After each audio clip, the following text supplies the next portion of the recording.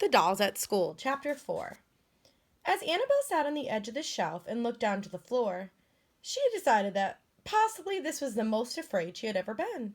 She was more afraid than when the captain, the Palmer's cat, had snatched Papa Doll and run away with him. After that, the captain had been banished to the first floor of the house. She was more afraid than when she and Tiffany, during their hunt for Papa, had decided to search the captain's bed. And she was more afraid than when, decades ago, Grandma Catherine, 6 years old, had painted her Annabelle's hair green. Annabelle's hair was still green, which Annabelle didn't mind, but she had been terribly concerned that green hair might be a cause for Doll's state. Apparently it wasn't, but one never knew.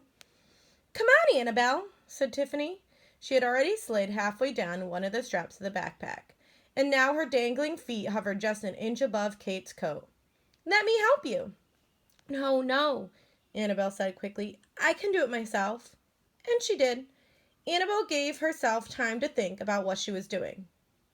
She didn't look down either. She fixed her eyes on the school ceiling, gripped the strap, and hand over hand worked her way to the end.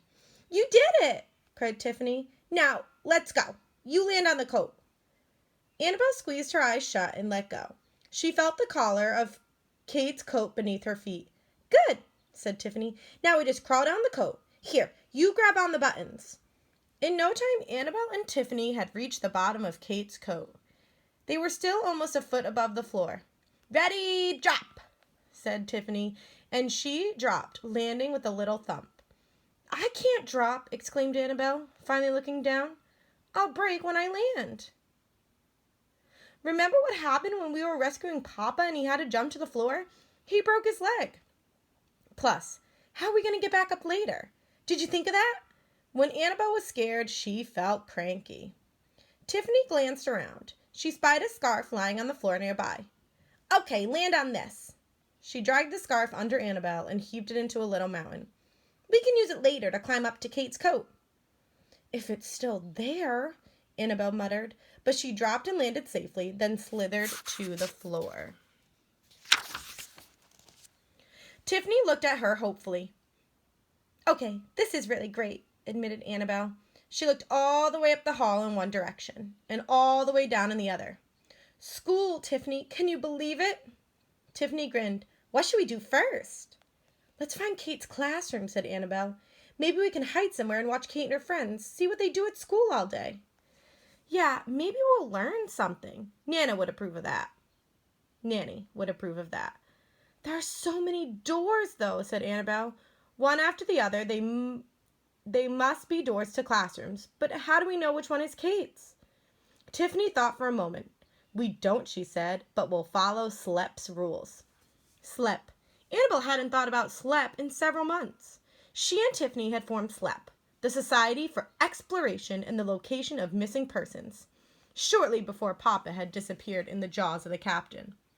Through SLEP, they had found Papa, and then they found Auntie Sarah in the attic when she had been trapped for so long. But after that, Annabelle and Tiffany hadn't had much use for SLEP. "Perfect," cried Annabelle. "If ever a proper exploration were needed, now was it." "We'll investigate each classroom as we come to it," said Tiffany.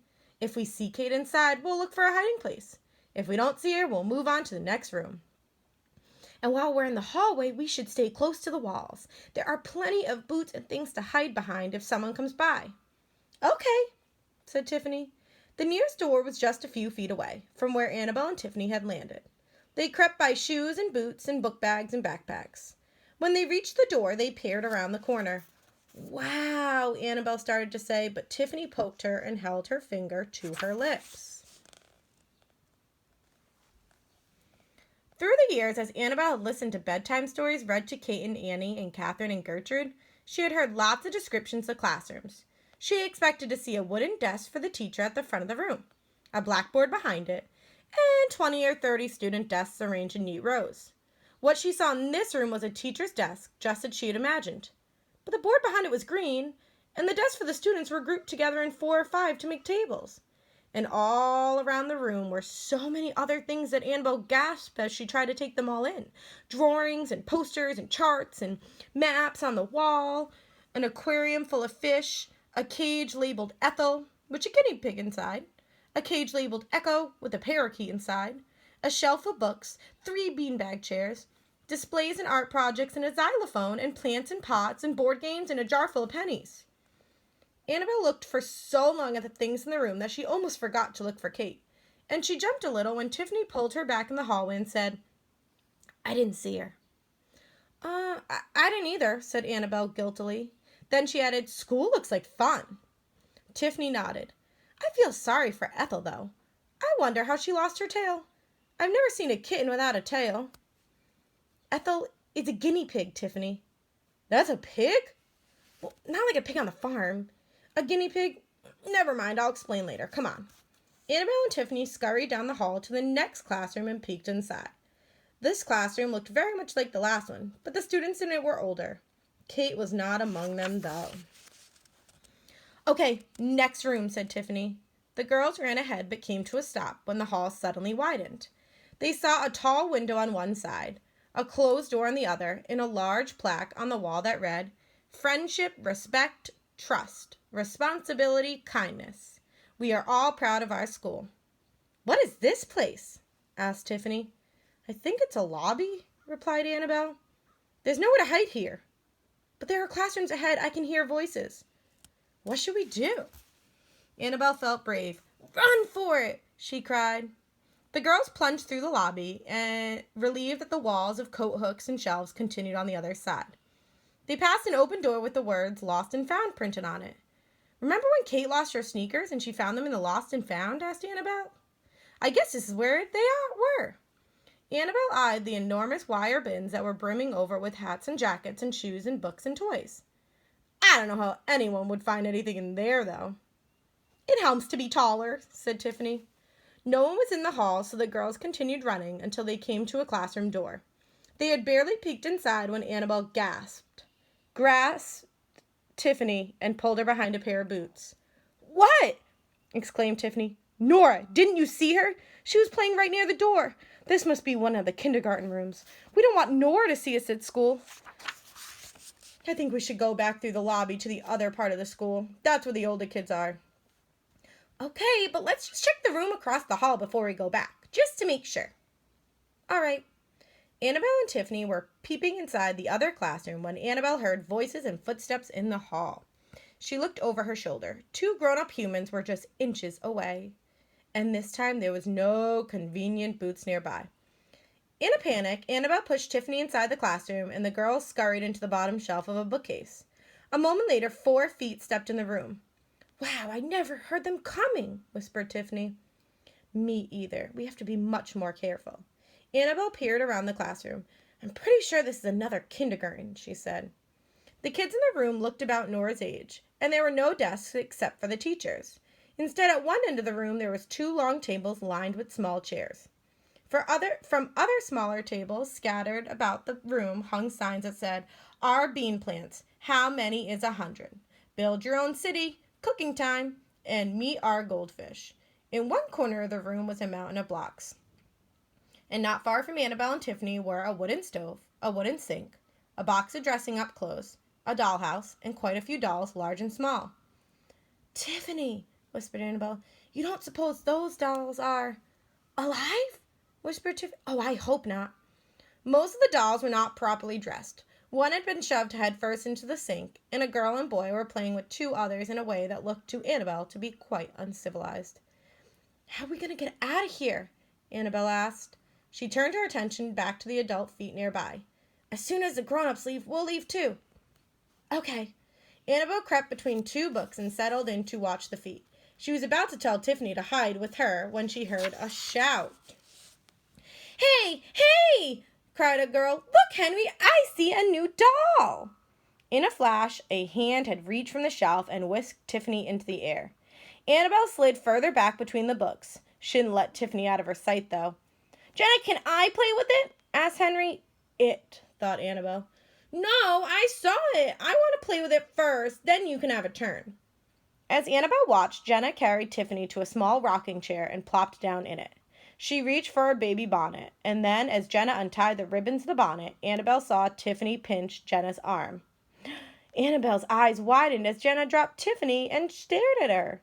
But then she shouted, Henry! Annabelle sighed and looked at the clock on the wall. 9:30. Doll State lasts 24 hours.